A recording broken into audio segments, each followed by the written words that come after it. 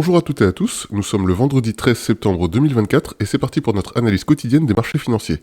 Alors comme d'habitude on va se rendre sur Signaux et on va regarder un petit peu ce qu'on a aujourd'hui. On commence avec le Forex et notamment de l'euro contre du dollar en 4 heures. Alors ici on voit qu'il y a un second point qui s'est réellement formé et qui a fait un beau rebond, donc moi je suis pas rentré dedans hier parce que pour moi c'était un petit peu tôt, j'étais pas sûr que ce second point soit réel, manifestement il l'est. Si éventuellement on a un petit retour ici sur le bas de tendance, ça peut être intéressant de se repositionner autour de 1,10 pour passer acheteur, on verra ce que ça donne éventuellement. Euro contre livre en 1 heure, ici on voit une tendance qui est en cours de formation mais qui pour moi n'est pas encore assez définie, notamment ces deux points qui sont trop rapprochés l'un de l'autre, donc je vais passer mon chemin.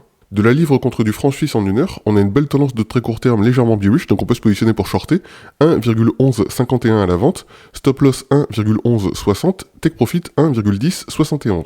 Côté crypto, on a du Dogecoin en 1 heure. Ici, on a une tendance de très court terme qui, je dirais, pourrait être jouée de deux façons différentes. On pourrait shorter ici au marché 0,102, stop loss 0,104, take profit 0,89 et on pourrait aussi jouer une stratégie où on est long ici. Donc toujours au marché, on passe acheteur 0,102, stop loss 0,101, take profit 0,115.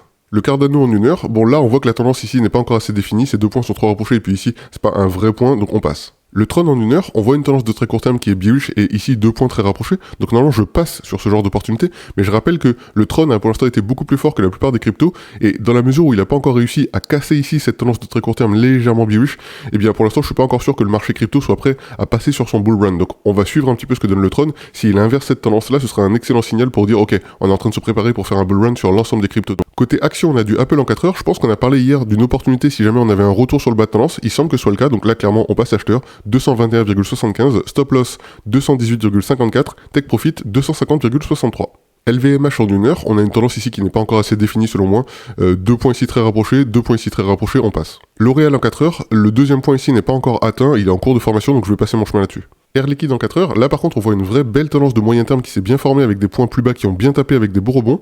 Le haut de tendance aussi est quand même assez clair, je dirais que pour l'instant on pourrait jouer une double stratégie, ou bien on considère que du coup il va continuer de monter et il va casser une sorte de résistance de moyen terme ici, je suis pas trop certain de cette théorie, je passerai plutôt moi short ici autour de 169,75, stop loss 170,52, take profit 162,77. NG en 4 heures, on a déjà parlé je crois de cette tendance qui est légèrement fermante ici, on voit un cône légèrement fermant et je vous avais dit que si c'est le cas, si on venait redescendre ici sur le bas de tendance, il y aurait vraiment une belle opportunité et donc du coup je vais saisir cette opportunité, 15,88, je vais passer acheteur, stop loss 15,83, take profit 16,25. Je pense même qu'on peut envisager un objectif beaucoup plus haut, peut-être autour de 20 dans les semaines à venir.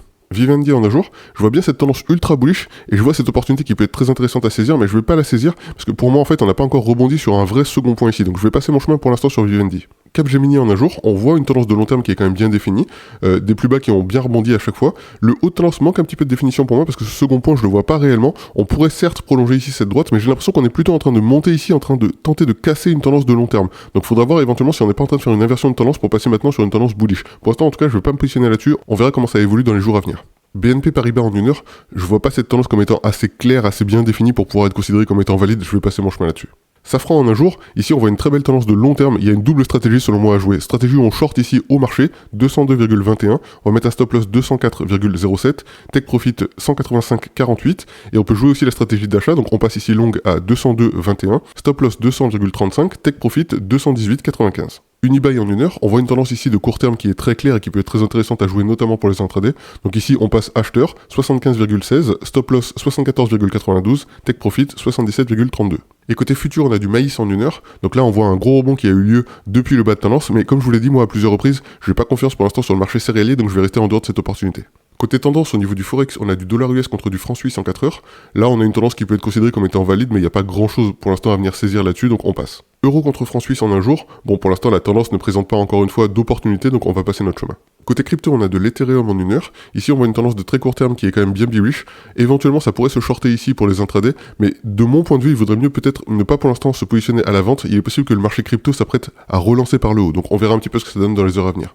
Le Lido Stack Tether en 1 heure, c'est la même chose que l'Ether, donc on passe. Polkadot en 1 heure, même topo, ça ressemble à rien cette tendance, on passe. Et le NIR Protocol en un jour, alors on voit cette tendance qui est en train de faire un petit repli suite à sa remontée, faudra voir si elle est capable de poursuivre à la hausse ou si elle est juste en train de marquer un nouveau pas et on verra ce que ça donne un petit peu dans les jours à venir. Au niveau des actions, on a du Apple en un jour, deux points trop rapprochés, on passe. Coinbase en 1 heure, on peut pas vraiment dire que cette tendance soit vraiment parlante, ici on n'a pas réellement de second point donc on passe notre chemin. Edenred en 4 heures, on retrouve cette tendance dont on a parlé à plusieurs reprises, ici si vous avez suivi ce que j'ai dit, on est passé short à ce niveau là, on voit une petite reprise ici mais je pense pas qu'il sera capable de remonter jusqu'au haut de tendance, et éventuellement si c'est le cas ça peut se re-shorter à 37,50. Téléperformance en 1 heure, ici on a une tendance qui ressemble pas encore à grand chose, donc on va passer notre chemin. Au niveau des indices, on a du Dow Jones en un jour, on a une tendance de long terme ici qui est tout à fait valable. Le seul problème c'est que actuellement on n'a pas vraiment d'opportunité pour passer à la vente ou tenter de passer à acheteur si jamais il y avait un dépassement, donc pour l'instant on reste en dehors de cette tendance. Le S&P 500 en 4 heures, là rien de nouveau, on avait parlé de ce fort rebond sur ce bas de tendance. Pour l'instant on est tout simplement en train de monter et je pense qu'il va continuer de monter encore comme ça pendant un petit bout de temps.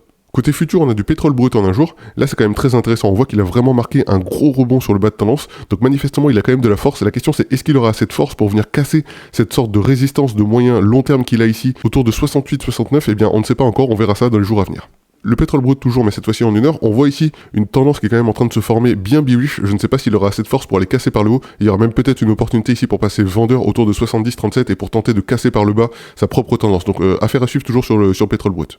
Et le Brent en 1 heure, et bien là on retrouve quelque chose de similaire à ce qu'on vient de voir à l'instant. On voit quand même une tendance qui est quand même bien bearish sur de très court terme. Je sais pas s'il y aura assez de force pour venir chercher par le haut, donc il y aura peut-être plutôt opportunité pour passer ici vendeur autour de 74,47. Et enfin le blé en 1 heure, bon on a une tendance ici qui ressemble pas à grand chose, et de toute façon je vous l'ai dit, moi je reste en dehors du marché céréalier, pour l'instant il est trop incertain pour moi. Voilà pour le tour des marchés financiers en ce vendredi 13 septembre 2024, j'espère que ça vous a été utile. Si c'est le cas, n'oubliez pas de mettre un pouce, abonnez-vous, mais surtout cliquez sur la cloche pour être informé de la sortie des nouvelles analyses, et on se retrouve dès demain. Allez, ciao ciao.